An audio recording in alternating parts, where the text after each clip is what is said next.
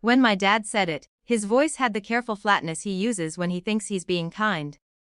"You always bring drama," he said. "Just skip Christmas this year." He didn't raise his voice. He didn't lisp. Examples. It was framed like a weather update, unfortunate, unavoidable. The sort of thing you acknowledge and move around. I said okay. That part surprised him. It surprised me too. There's a version of me that would have pushed back, that would have asked when I became the problem instead of the pattern. But I'd learned something lately. When people have already written your role, arguing just sharpens the ink. After we hung up, I stood in my apartment longer than I meant to. The place felt oddly finished, like a stage after the actors have gone home. I took the box of ornaments down from the top shelf, glass stars, paper angels. The little ceramic house I painted the year Mom got sick. I'd made most of the decorations at my parents' place over the years. They liked to say I was creative, which meant I did the work and they took the credit for the vibe. I stacked the box by the door and didn't open it. The relief came first, no long drive, no navigating the old minefield of seating charts and side glances, no being told I was too sensitive for noticing the same joke land on me every year. Then came the thin ache, the one that sneaks in when relief realizes it's alone. 2 days later, the photo showed up. It wasn't sent to me. It floated across my feed the way things do now, casual, algorithmic. My sister's smile was wide and uncomplicated. My dad stood behind her with his hands on her shoulders, beaming. The room was warm with lights, my lights. The paper angels hung at the same angle I always insisted on, because the wings caught the glow just right. And there was my ex. He stood near the fireplace, holding a mug like he belonged there. He hadn't texted me in months. He hadn't asked if it was okay. He didn't look apologetic, he looked comfortable. The anger came up fast, hot enough to be frightening. Then it stopped just as quickly, like it had hit glass. What I felt after that wasn't fury, it was clarity. They weren't punishing me. They weren't even thinking about me. They had simply decided the easiest version of the holiday was the one where I wasn't present. And then they used my labor as background noise. I put my phone down and sat on the edge of the couch. I didn't cry. I didn't rehearse speeches. I made a list in my head, the way I do when I'm trying not to spiral. What's mine? What matters? The decorations mattered, not sentimentally. But factually, there were agreements attached to them. Boring ones, legal ones. Things I'd handled quietly months ago when my parents refinanced and needed paperwork for the house. Things no one had paid attention to because I was good with details. I got my keys. The drive was uneventful. That was the strangest part. No swelling music. No pounding heart. Just traffic lights and the steady awareness of my hands on the wheel. I wasn't going there to confront anyone. I wasn't going there to be seen. I was going there to state a fact. When I pulled up, the house looked exactly as it always did in December. Lights glowing. Lauder leaking through the windows. The door unlocked, I stepped inside. The room didn't freeze all at once, it slowed. Like someone had turned down the speed on a record. Conversations trailed off. My sister's smile faltered, then reset. My dad's hands dropped from her shoulders.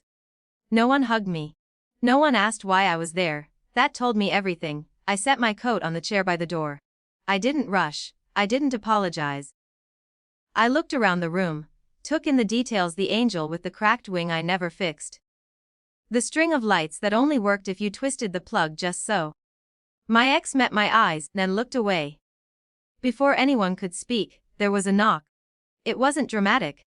It was firm, professional. The kind of knock that belongs to someone who expects the door to be opened. My dad moved automatically. Host instincts kicking in. He opened it to a man in a neutral coat holding a clipboard, the cold following him in like punctuation. "Good evening," the man said. "I'm here regarding the seasonal fixtures." He glanced at me. "You're the account holder." "Yes," I said. That's when the silence finally landed. I hadn't arranged this as a stunt. I hadn't timed it for effect. The notice had been scheduled days ago, routine and dull. But authority has a way of clarifying rooms. "There's been a change," the man continued, addressing my dad now. The decorations installed in shared spaces are under a temporary use agreement that expired this morning. We're here to document and remove them. My sister laughed, sharp and confused. Remove them. My dad turned to me. What is this? I took a breath. It wasn't steady, but it was enough. I announced the change last month. I said. In writing. When you asked me to handle the refinancing documents. The decorations are part of a personal property agreement tied to the house. My dad's mouth opened, then closed. He looked past me, searching the room for support. No one stepped forward. The man with the clipboard waited. Authority is patient that way. I didn't do this to embarrass anyone. I said, because it was true.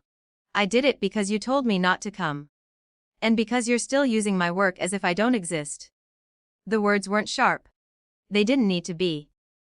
The removal took longer than the explanation. Lights came down carefully, coiled with practiced hands. The angels were placed in padded bins. The room grew plainer by degrees. Like a set being struck between acts, no one stopped it. No one argued.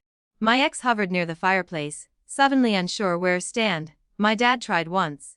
This is Christmas, he said, not to me but to the room. As if it might object on his behalf. It's Thursday, the man said gently. We'll be quick. When it was done, the bins were sealed and labeled. The house looked colder, though the heat hadn't changed. I picked up my coat. My sister finally spoke. You didn't have to do it like this. I nodded. You're right. Then I left. I didn't drive far. I parked a few streets over and sat with the engine off, watching my breath fog the windshield. The victory, if that's what it was, didn't feel like anything you could toast to. It felt like setting down a weight you'd been carrying so long you forgot it had handles. Later my phone buzzed. A text from my dad. It said, we should talk. I didn't answer. At home, I unpacked the decorations slowly. I hung one angel in the window, just the one. Its shadow fell crooked across the wall. Imperfect and familiar, I knew what this would cost.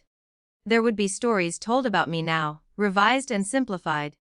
There would be holidays I wasn't invited to and some I wouldn't want to attend. Power, once reclaimed, doesn't fix relationships. It just stops them from leaning on you without asking. But when I turned off the lights and sat in the quiet, I didn't feel dramatic. I felt intact, and that was enough.